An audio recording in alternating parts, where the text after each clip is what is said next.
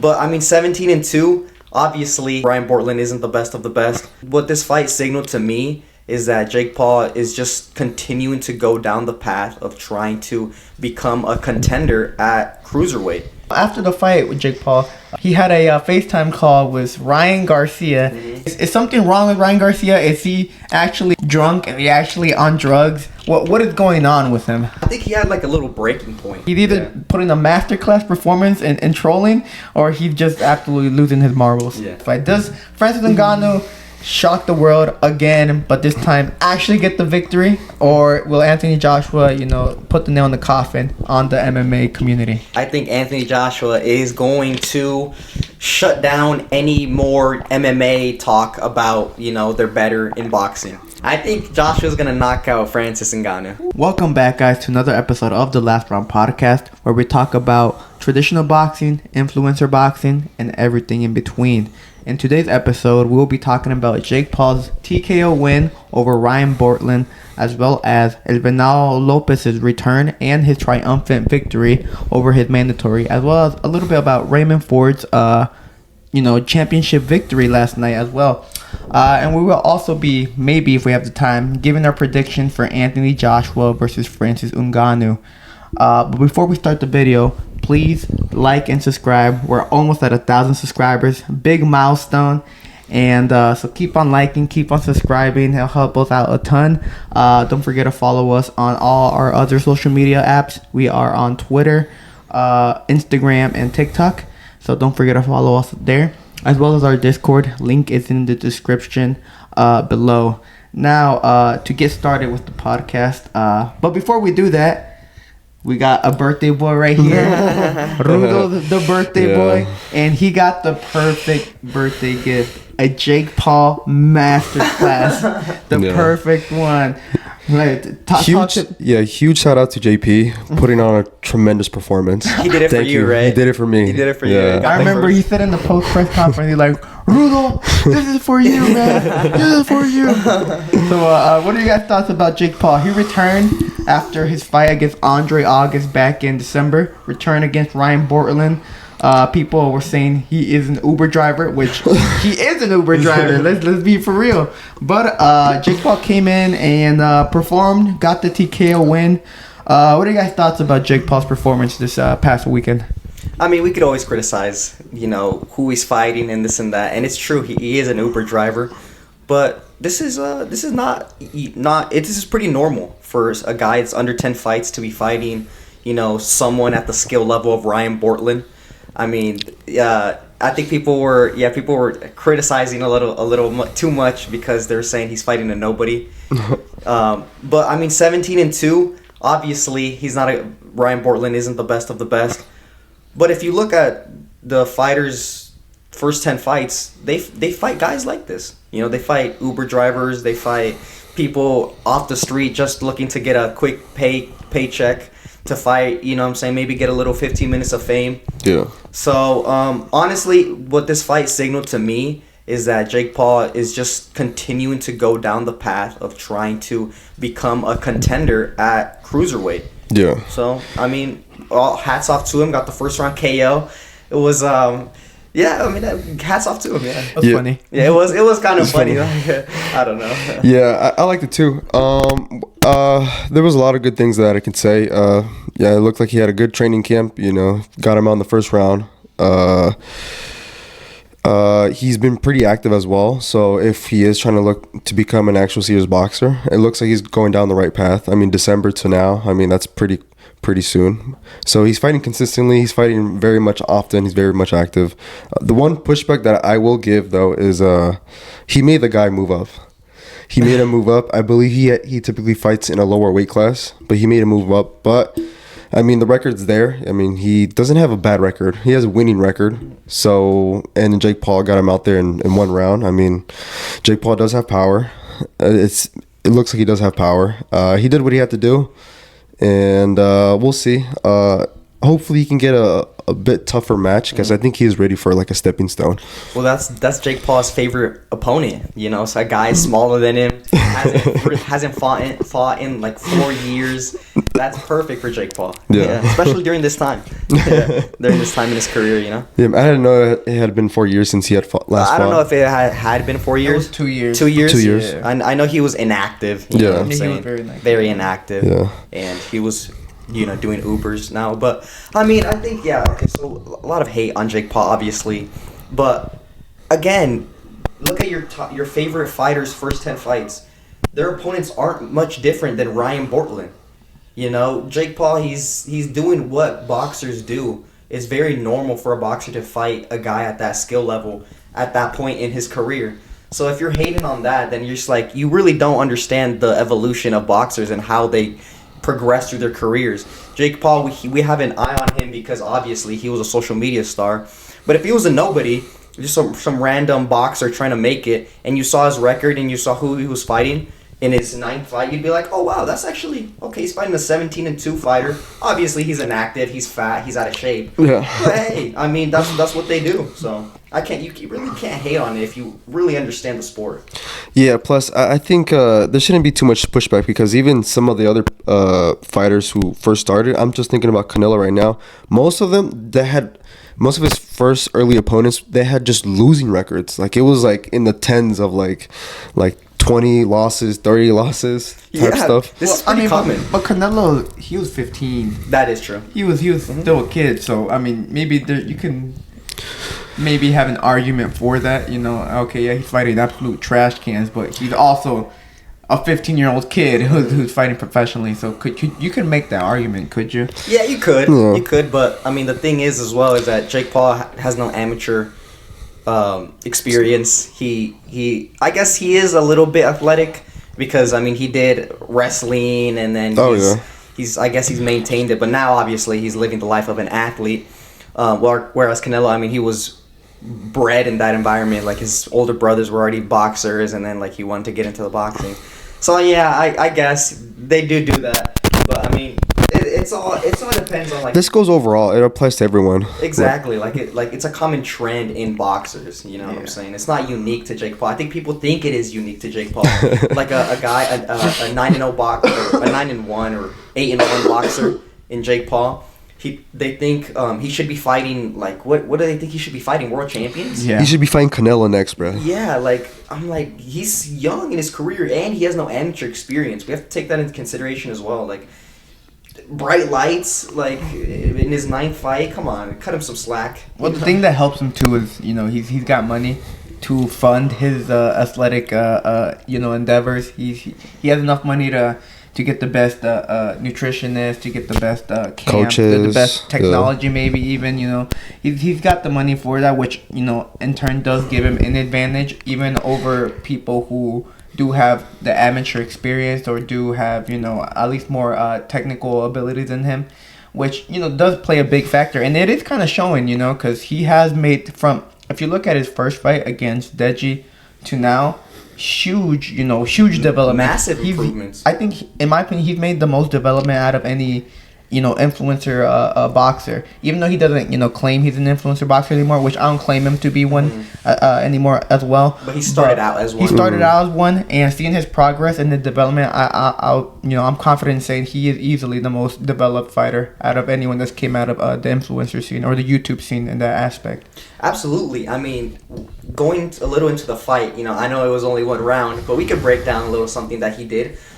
He was going down to the body a lot with that right hand, and it's a very simple game plan that he had, I believe. It was the 2 jabs to the face and then a right hand to like the body. What he was trying to do is get Ryan Bourland's hands down and then throw that overhand right that he loves, his bread and butter, to the head. And that's actually what hurt Ryan Bourland.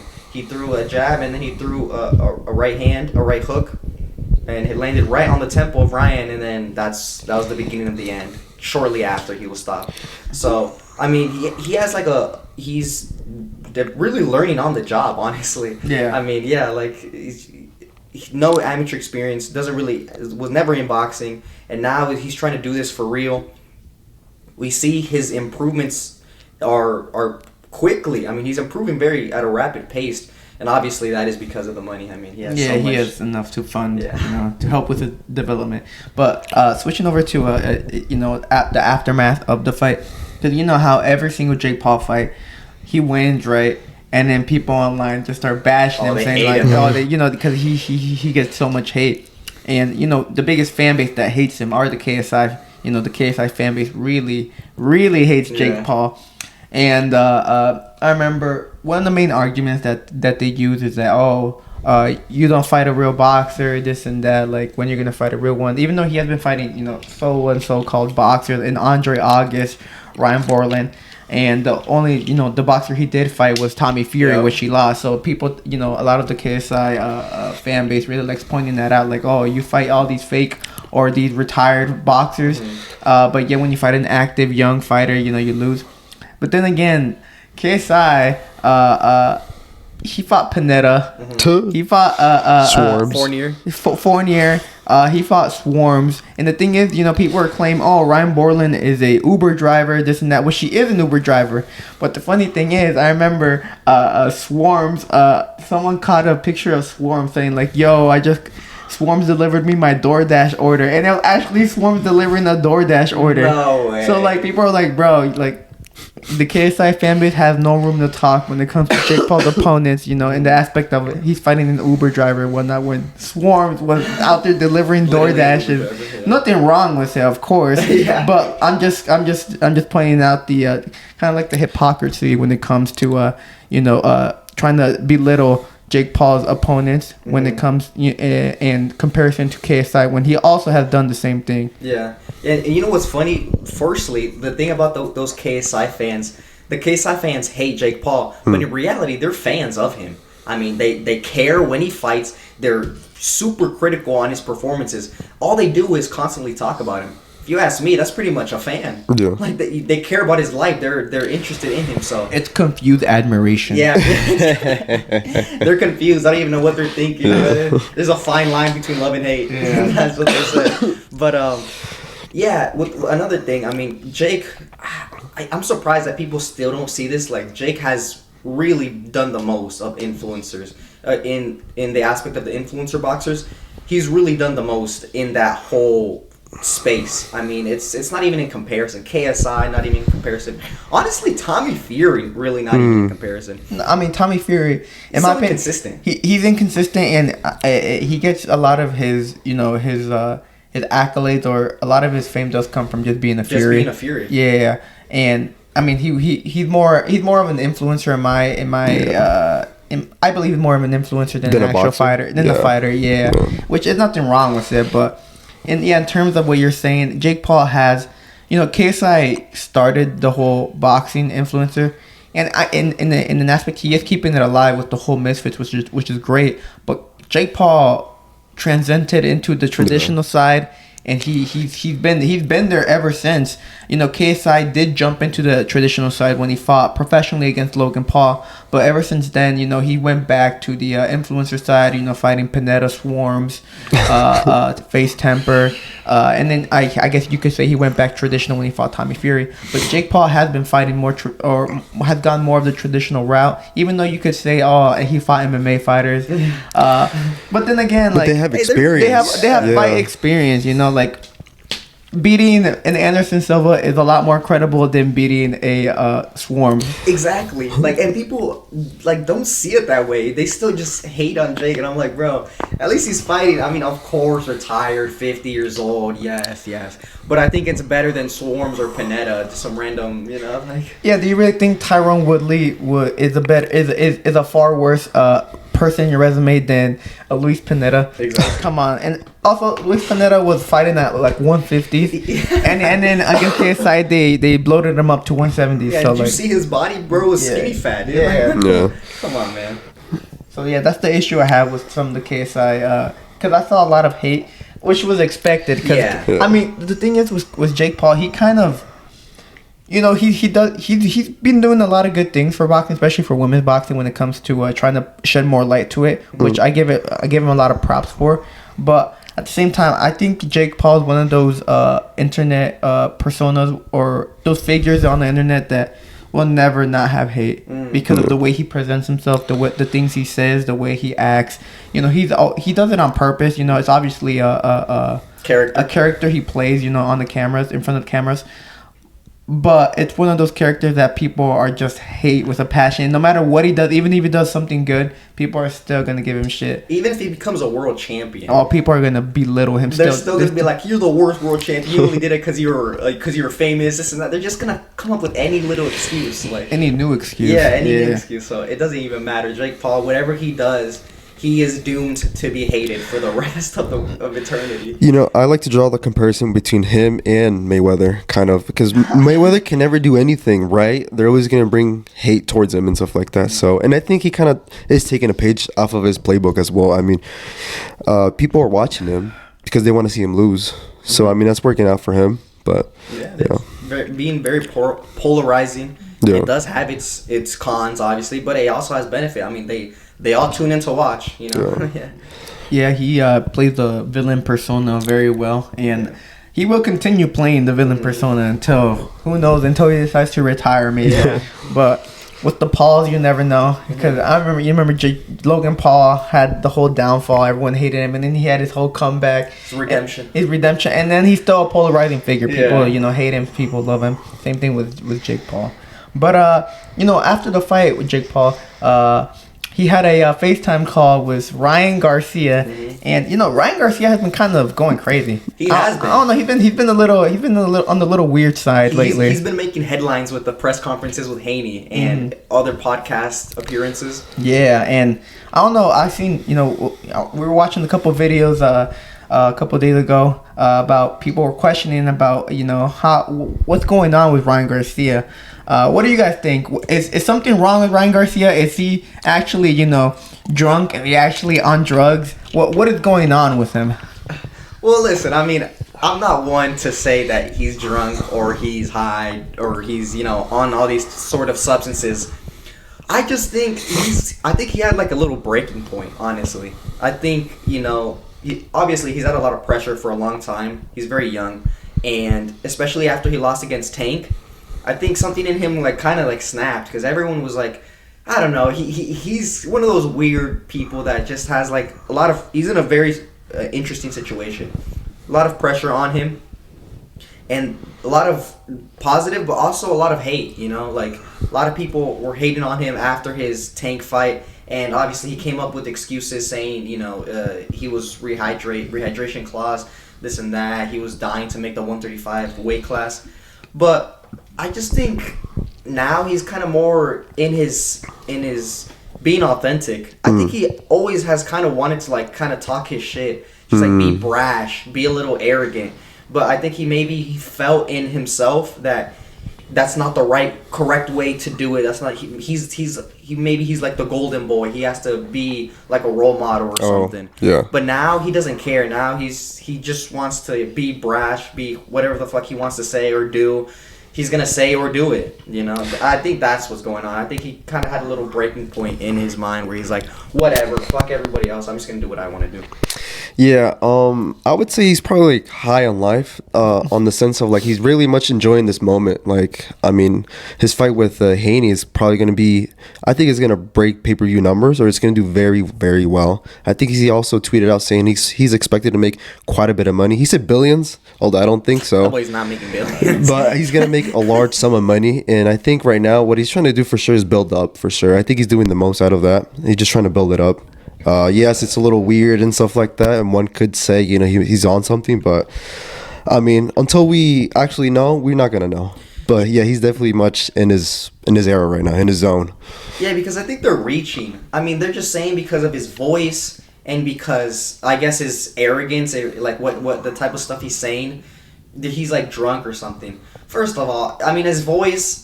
That's such a reach just to say his voice, he's on coke or something. Or he's smoking a lot. Or he's smoking a lot. I think maybe he's just sick. He yells a lot. I don't know. There's so many other explanations to that.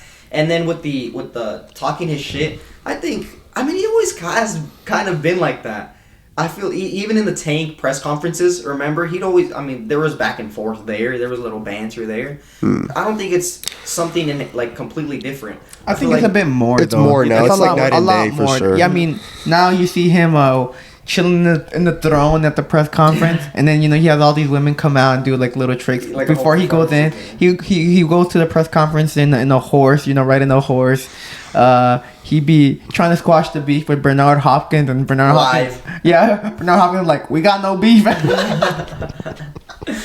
He'd be trying to beef with the people there watching the press conference. He's all like, "I'll beat your ass. Beat your ass." Yeah, that's true. I think, he definitely is being a bit more. Again, he's being a bit more brash, but I think still it's reaching. I don't think he's on coke during these press conferences. He might be high. You think so? That Twitter space that came out when they said he was high. He's like, I'm high as fuck.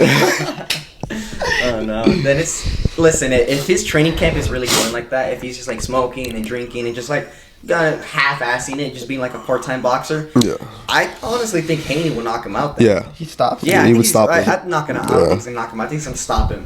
Yeah, because Haney is a professional.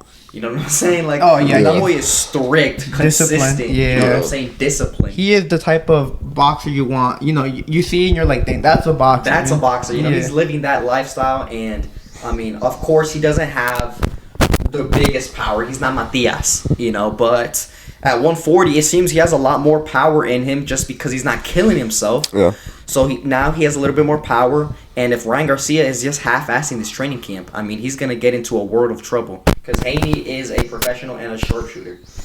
Yeah, and he's very much, what would you call it, like, to the point. Like, his boxing is so, like, playbook type of style, like the jab, the right hand, keeping your hands up, or one hand kind of up while the other one's punching. So yeah, most definitely, I think I could definitely see him stopping Ryan. Yeah, he spent a lot of these years, since being a professional or since turning pro, to develop his skills, and he's now at a point where he is considered one of the best boxers on the planet. Yeah. And while doing so, he's been developing his skill sets while also developing his brand.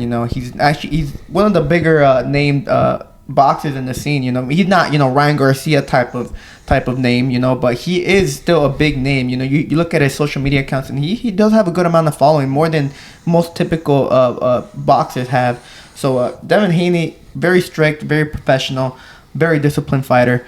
He has a good team around him, team that really wants to, or works a lot for his development. The thing with Ryan, though, he's either pulling off the greatest promotional stunt of all time, or he's losing his mind. Yeah. It's one or the other. There's got, you can't have something in between. It's one or the other. He's either putting a masterclass performance and trolling, or he's just absolutely losing his marbles. Yeah. Well, this is one thing. He does know how to promote a fight. He always has, and he's always said it before. He's always been. That's one of his points that he always likes to say, because he's proud of it, and it's true. He has so much followers. It's insane. There's so much followers. He does know how to promote. He's been on like podcasts with like PBD, Ariel Haiwani, and obviously the press conferences. Every clip of those is going viral. Yeah. So maybe he's a mastermind. Maybe we're doubting King Rai a little too much. Maybe he's a super mastermind, and his plan is to fool everybody, think he's slacking off. The day of the fight, April 28th. He comes in his best shape. 8-pack comes in his best shape, and he knocks out Devin Haney. Imagine. Oh no. 8-pack. Definitely shredded. Yeah, dude. Like he's literally like built like Hercules. Oh my god. No, but yeah, time will tell. People are claiming, they're like, oh, he's just doing this to try to pull out of the fight. It's a bunch of conspiracies, right? You know how boxing is. People always be trying to come up with something to or try to find an answer to something, that's out there. But only time will tell.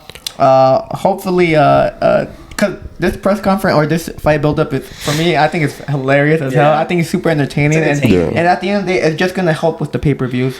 Yeah, because when you watch boxing, you want to be entertained, and one thing that helps is the promotional side. You look at Rolly and Gervonta Davis. That was funny because of Rolly. Rolly was always, he's a very funny and very marketable fighter, as well as now look at Ryan Garcia. He's marketing the hell out of this fight, and it's low-key funny as hell. So it makes the casual viewer be like, yo, this is funny. I want to tune into this fight.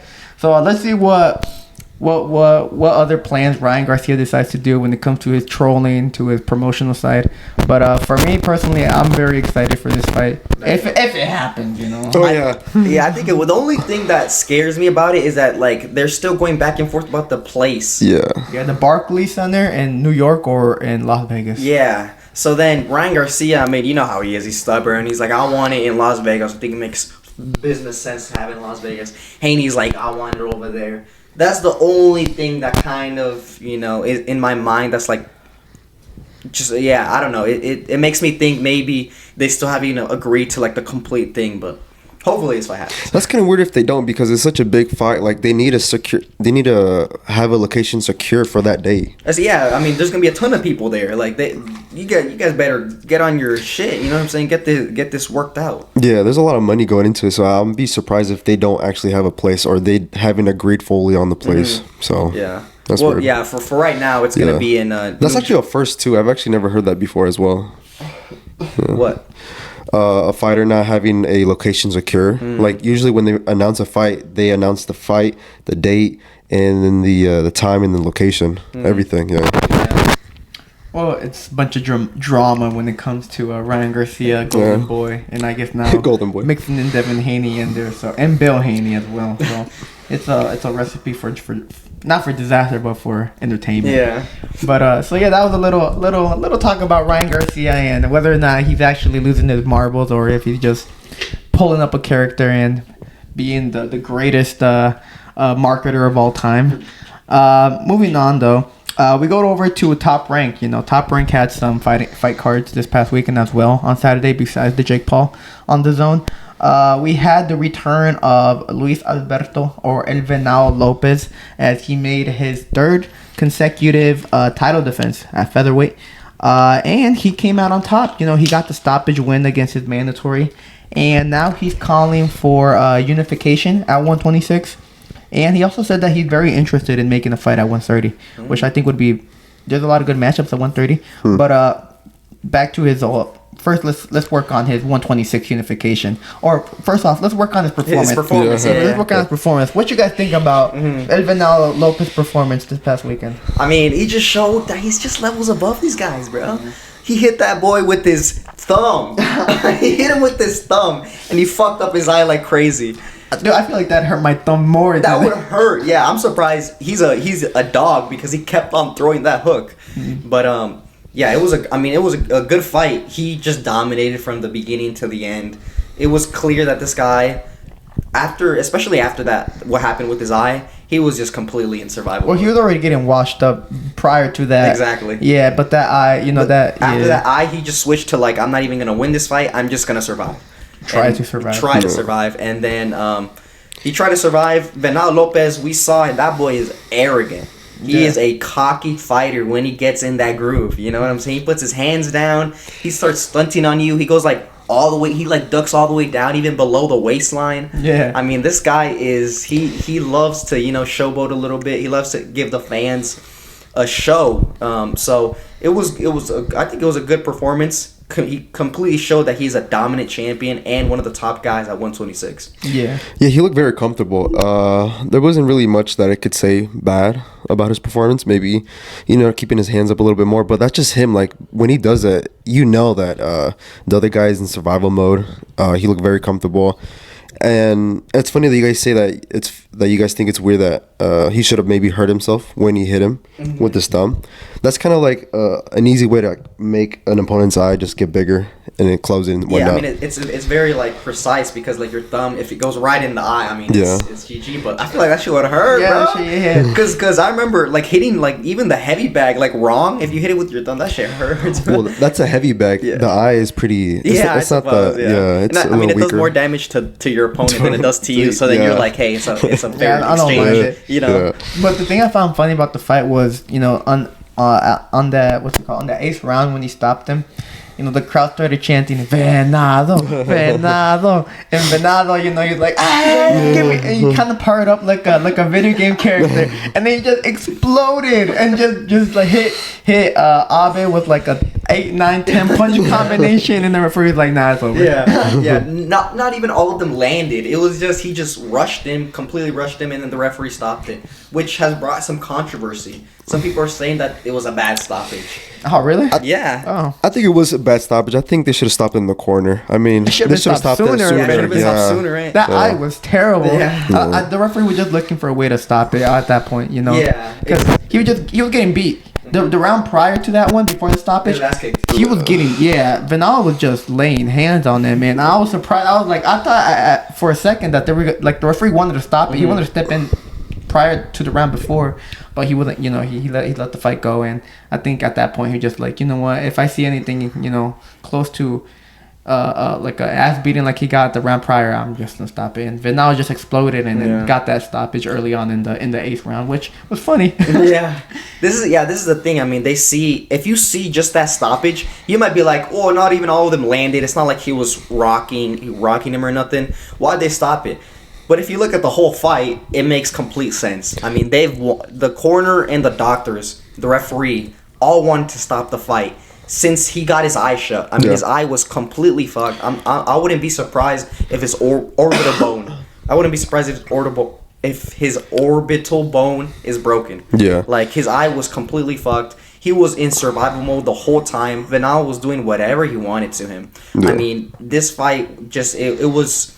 They were looking for any little way to stop this fight, and I think the stoppage was completely warranted. This guy was. It was unnecessary damage. Yeah. The referee saved Abe to fight another day. Yeah, plus you don't even have to look at the whole fight to see, you know, the stoppage was justified because, you know, if you just see it, like let's just say you tuned in right there, and he gets stopped, you're like, what the heck? If you look at his eye, it's fucking shut. Yeah. So, yeah. And then the whole, how the fight was going, it was... He was shutting them out. He was shutting them out. I mean, it's unnecessary. You're not going to win. Yeah, he was not respecting his power at all. Like, he'd get hit. Like, Venado would get hit with some hard punches, clean punches, but he just walked it off, and he just kept going at him. So, I mean, there was no point. There was no way he was going to come back. I mean, it is boxing. Maybe he could have came back. It's possible, but very unlikely. It was unnecessary. And then the damage that he was taking, too, it was... I think it was a great stoppage. But, you know, like I said, he called for a unification, you know, at 126. And on that same night, you know, on the main event, we had a new WBA featherweight champion emerge in Raymond Ford. Now, this one was a great fight, first of all. It's one of my fight of the year contenders. This fight was great. Yeah, if you guys haven't watched it yet, I recommend watching it. But, very good back and forth action. I had Raymond Ford down in the cards going into the last round. And it looked like he was going to lose the fight until he was able to hurt, what's his name? Oh, I forgot his name. Some Japanese fighter, right? No, it's Kholmatov. Oh, no. Uzbekistan. Uzbekistan. Yeah. He was able to hurt him. And then at the end, you know, last like 10 seconds of the fight, of the 12th round, referee stops the fight. I was pissed, right? Because I was like, fuck. I was like, dude, he was like 10 seconds away from becoming a world champion. And, you know, I expressed my dissatisfaction on Twitter. But then, like, you know, I slept on it. I woke up this morning. I looked at the stoppage. And I was like, you know what? Maybe, you know, it wasn't that bad of a stoppage. So, you know, it's very controversial. People online, you know, were saying, oh, it's a bad stoppage. Yada, yada. Point is, referee stopped it. New world champion, Raymond Ford. Which is pretty impressive for Matchroom and Eddie Hearn because Raymond Ford becomes the first American fighter that Matchroom Boxer has developed into a world champion. Wow. Which is pretty cool since, you know, they signed him on his debut and they were able to develop him to a world champion. So he's the first American fighter signed by Eddie Hearn to do that, or for Matchroom Boxing, which is a great accomplishment for Eddie Hearn to have. But, so yeah, Raymond Ford became a new WBA world featherweight champion. And, I mean, if he mentioned in his press conference, in the post-fight interview, I mean, that he was going to move up to 130. You know, not going to stay at 126. And he was eyeing a fight against Joe Cordina.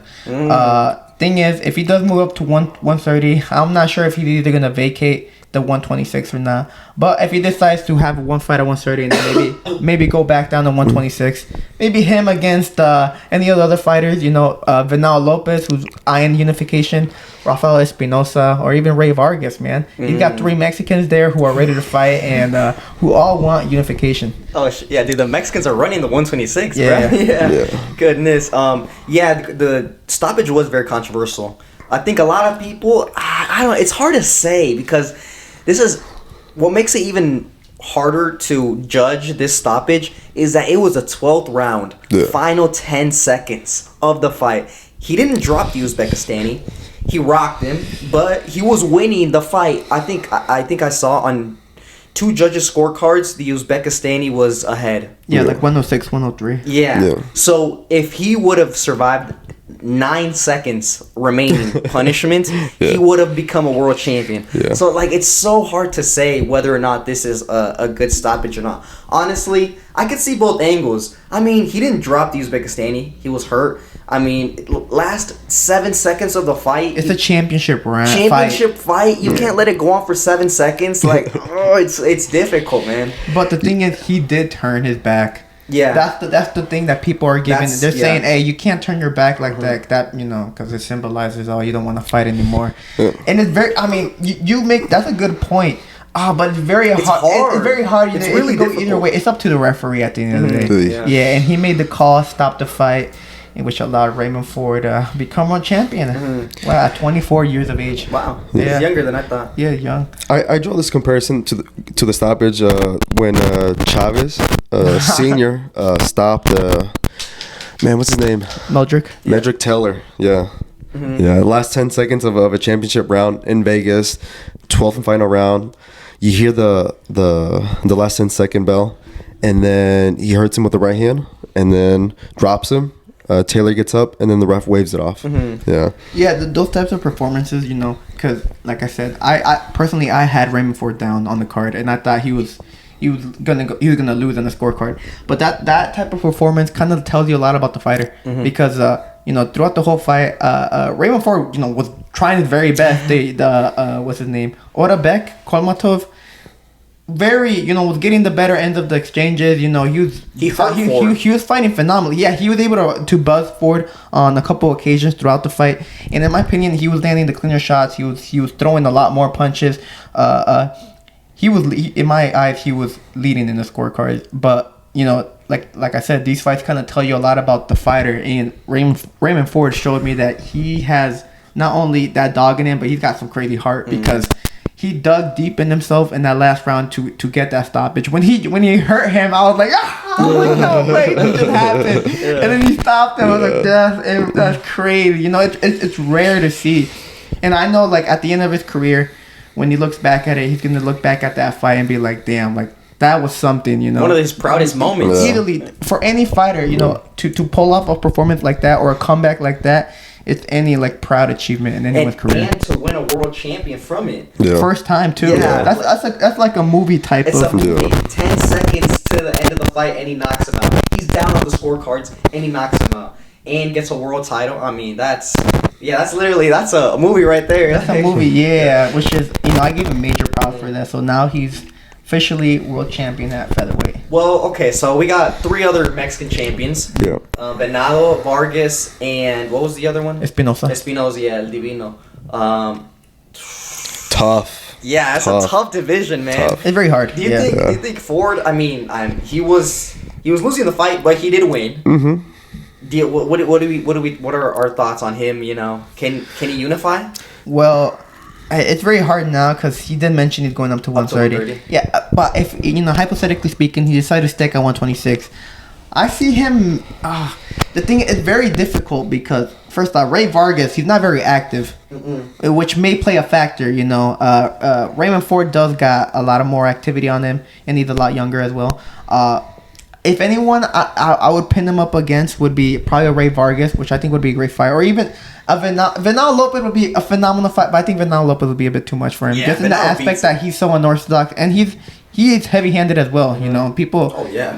I think people don't really. I feel people underestimate his power, but he is heavy-handed. His punches accumulate damage on you. Yeah. So if I had to put anyone against Raymond Ford, I'd try to go for Ray Vargas. Go that route. Maybe Espinosa. The only issue with Espinosa is that he's so tall and he throws so many. And he throws a lot of punches, and I mean that's what was giving Raymond Ford trouble during the fight. Volume. The volume was there for Otabek Kholmatov, and that's what kind of was leading to his success throughout the fight. So if anyone, I try to put him up against Ray Vargas, just mainly because of the activity. He's not as active. Yeah, I'd say that's his best chance as well because Rafael Espinoza and Venado Lopez. I think those are the 1 and 2. Honestly, I don't even know who's the because it's so difficult because styles make fights. Obviously, we got a guy who's like 5'11", throws 100 punches each round against a guy who's like 5'5", one of the most unorthodox fighters you've ever seen. Yeah, you can't replicate his style. Like who's gonna win this fight? Like it's so hard to judge. But yeah, I would say Ray Vargas, just because of his inactivity. He's also lost before. O'Shaquie Foster beat him, which was a different weight class, but still. Yeah.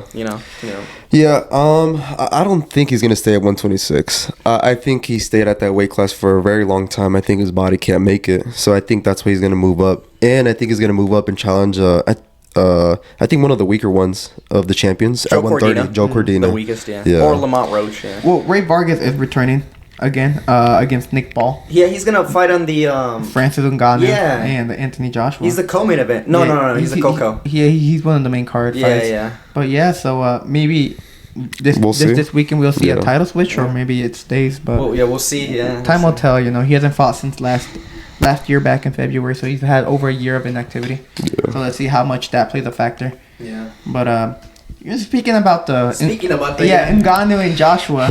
Ngannou and Joshua, the big fight, heavyweight showdown going down in Saudi, in the Kingdom Arena. What are you guys' thoughts about that fight? What are your predictions?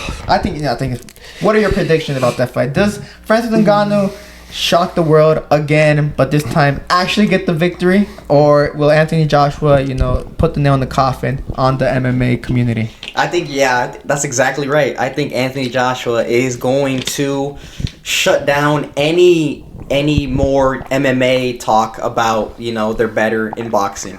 Because I think a lot of people, especially the MMA fans, after what Ngannou did to Fury, oh my gosh, they were on their highest, you know what I'm saying? They're on their highest, they're on a high horse. They were saying, with Ngannou's first fight, and he's already like beating one of the best heavyweights, you know what I'm saying, of this era.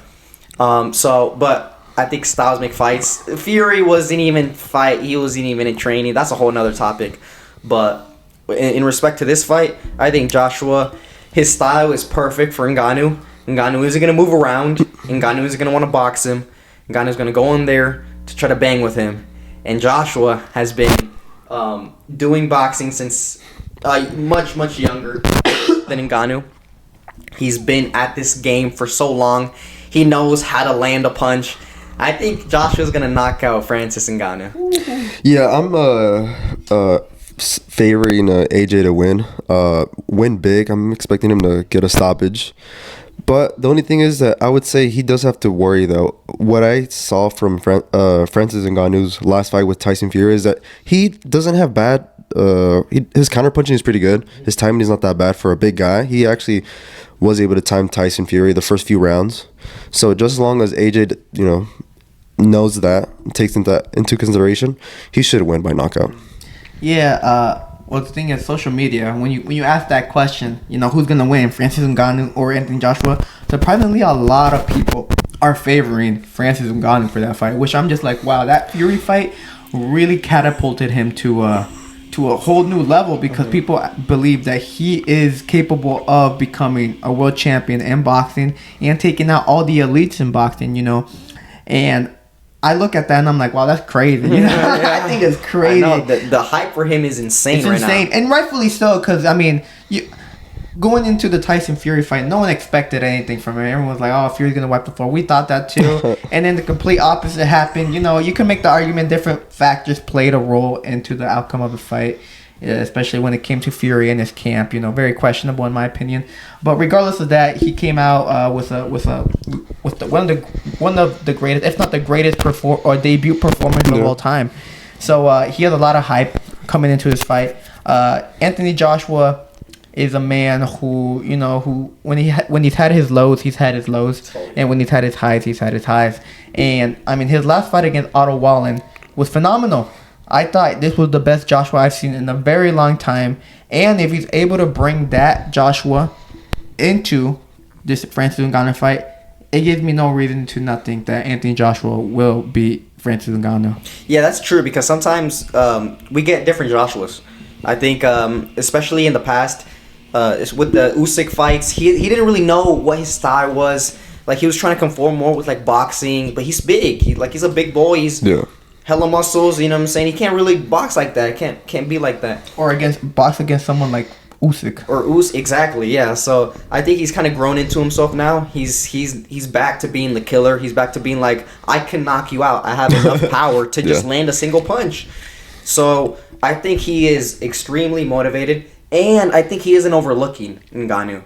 Because I think that was one of Fury's issues, is he was just overlooking absolutely nothing to me. He was just there to have fun. He's just there to have fun. I think he was also shooting Netflix show as well. He was, yeah. Yeah, there's a lot of variables. Yeah. So, yeah, I mean, Fury is gonna. Joshua, he's calculated now. You know, it looks like he's disciplined. It looks like he's motivated, and he's not gonna overlook him. He's gonna go out there to try to perform his absolute best. He's fighting like this is a world championship fight. So I'm expecting to see the absolute best Joshua, and the best Joshua is going to be the best Francis Ngannou. Yeah, for sure. In boxing. Yeah. Even in MMA. Hey, Ngannou doesn't actually. Never mind. I was gonna say. But yeah, so Francis Ngannou, Anthony Joshua, this week coming up, big fight. Let us know your predictions down below. You know, I think we covered everything. Right? Well, actually, there was one question that I wanted to ask about Jake Paul. We were talking about this earlier this week. Jake Paul is in a very interesting position. Like, he's just starting up, but he has the money to finance his boxing career, which a lot of boxers, or the majority of boxers, don't have that. Or not like just themselves. They have a big promotion or whatnot. Jake Paul has everything. I kind of wanted to ask, given that financial reasons isn't going to be a roadblock, how far do you think Jake Paul can get in boxing? Well, it depends on how they calculate or how they move him in his career, you know. I believe a good promoter, a good manager, you know, will, you know, if they're trying to build up a fighter, they will put him up against, you know, someone who's maybe going to give him, you know, more rounds, or who's going to give him a different look. You know, you want to, when you're trying to build up a fighter, you want to give them different looks, you know. So then when they get to that big stage, to that big title fight, they're not nervous, you know. They know, like, you know, what to do in certain situations, yada yada. And I believe that if he has a good team around him, who's able to manage him well, you know, put the right opponents in him, you know, to make him work, you know, make him think, but, you know, still beatable, you know, very calculated risks, then I have no reason to not think that he can make it kind of far, you know. Mm-hmm. Will he be a world champion? I'm not sure, because, you know, you can look at the cruiserweight division. And, you know, it's not one of the most, you know, the hottest weight division in boxing. You literally had, what was that? I don't remember that one dude who was supposed to fight Canelo. Yeah. He was literally a world champion, and he turned out to be very bad. Yeah. Anyway, regardless of that, yeah, the cruiserweight division is not the best division in boxing. Now, will Jake Paul become a world champion? Time will tell, man. As of right now, you know, I'm still not sold on him, you know, becoming a world champion. Maybe if you give me more fights of him fighting higher ranked cruiserweight fighters and him still performing well and showing me something, you know, good, or at least showing me that he is he's still developing well, then, you know, I could, you know, be persuaded into believing that, yes, Jake Paul can go very far. Mm-hmm. But as of right now, do I believe that he'll become a world champion? I still have to see. Mm-hmm. Personally, I'm not really sure right now. Mm-hmm. Yeah, I think it all depends on his discipline to boxing. You know, if he wants to dedicate his life to boxing, I believe he's young enough, he has the money to finance his career into a top 20 contender in any major title organization. Like, I honestly, I can see him in the top 10 of the cruiserweights rankings. And I agree with you. I think we have to see if he can become world champion or not. You know, that's going to take a lot of dedication, a lot more dedication. It's going to take him a lot more, a student of the game. It takes years to build up to that level. So it really just depends on Jake Paul. If Jake Paul wants to be a world champion boxer, I think he honestly can be. It's going to take a lot more time. You know, we got to give him some time to grow. He's still young both, you know, age-wise and in his boxing career. Yeah. So we have to give him time, but from what I've seen, he seems disciplined. And he's actually surprised me. He seems like he's actually dedicated to the game. He's fought very consistently. He keeps on being in training camp after training camp. And really, the only news headlines we see him in now is about boxing. Yeah. That's a good thing. That's a good sign. It shows that his lifestyle is now just dedicated towards boxing. And that's all he's doing now. He's not being an influencer really anymore. He's not going out to parties. He's not doing this and that. It's really just news headlines about boxing. So, good sign. I think if he wants to take it far, it's going to be on him, and he has to dedicate his life to this sport. Yeah. For me, I'm not sure about becoming a world champion. I could definitely see it within the realm of possibilities if he continues on. Like 10 years, I could definitely see if he continues to improve, which he has shown. Within 10 years, I think so for sure, especially in the cruiserweight division because it's not that big. But for sure, if I can put like a bet, if I were to put money on it, I think he can for sure get within the top 10 of the cruiserweight. I think it's definitely possible. Yeah. Yeah, more probable than becoming world champ as of right now that I see. But only time will tell. We'll see how well dedicated, disciplined he is, how well his team is able to move him in management, get him the right opponents, and build him up to be a legitimate contender, and hopefully one day fight for world champion. That would be crazy. That would be being insane. seen Jake Paul is fighting for a world title, like that would do. I don't know. That break. It wouldn't break the internet, but people would be like, "Wow, this man's actually she did it." Even if he wins or loses. Even if he wins or loses, Yeah. just him getting the opportunity, and I think it's possible because he has so much money. He could just throw these world champions. Okay, so these cruiserweight world champions, they don't have any fame. They don't have any clout. Imagine Jake Paul offers you 30 M's, or probably not 30 M's, but like 3 M's to fight him. Why the hell wouldn't you, bro? Like, what the... Yeah, 100%. Yeah. So Jake Paul has a lot of potential. Let's see what he does with it. But I think it's good. I think we covered everything. Yeah, so let us know down below. Who do you guys have for Francis Ngannou and Anthony Joshua? Will Anthony Joshua, finally put the nail in the coffin on the MMA fans? Or will Francis Ngannou finally get his lick back on the boxing community or on the boxing judges for his last fight? Let us know who is the best featherweight in the planet. Is Raymond Ford, now arguably the greatest, the number one fighter at 126, or is Venado Lopez the man to be at the featherweight division? Lastly, let us know about Jake Paul. Does he have the potential to become world champion, or will he get washed up in a Tommy Fury rematch? Who knows, man? Who knows? Regardless of that, don't forget to like and subscribe. We're almost, like I mentioned, at 1,000 subscribers, so it's a big milestone for any channel, and it helps us out a lot. So please make sure to subscribe to the channel and help support us, as well as supporting us on our different social media platforms. We are on X, TikTok, and Instagram. This was the Last Round podcast. You have me, Pablo, you had Birthday Boy Rudo, and you had Asa. And thank you for watching.